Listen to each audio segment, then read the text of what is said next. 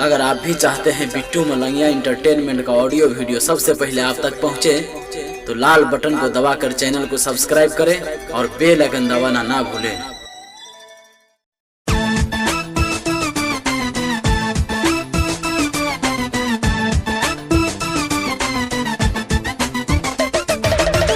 अपने सब सुन रहा छी बिट्टू मलंगिया एंटरटेनमेंट के।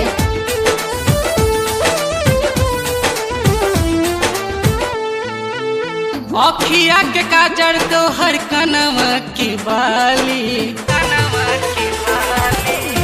अखिया के काजर तोहर कनवा की बाली, जान मरला ए जान तोहर होठ लाली, जान मरला ए जान तोहर होठ लाली।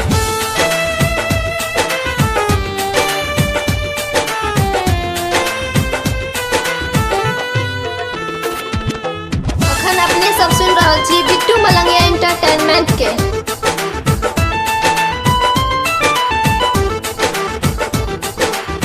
गरम बारू तू गरम बा जवानी, अब पास ठंडा करी डाल के अपन पानी, अब पास ठंडा करी डाल के अपन पानी। दूर ऐसे रहबू त कुछ न मिली, अब हमरा पास मजा खूब मिली।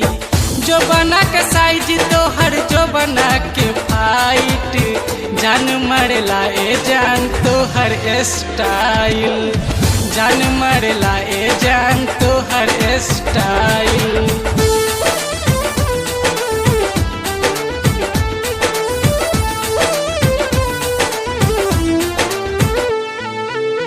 अपने सब सुन रहा छी बिट्टू मलंगिया एंटरटेनमेंट के।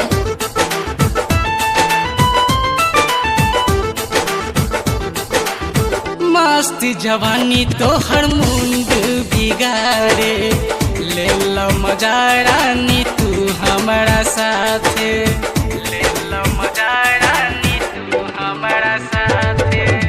ढल जाए जवानी कौनो काम न आई, फिर तोहरा के अभे अवधेश के याद आई। गाल के गोराई तोहर तोहर सुघराई, जान मरला ए जान तोहर स्माइल, जान मरला ए जान तोहर स्माइल।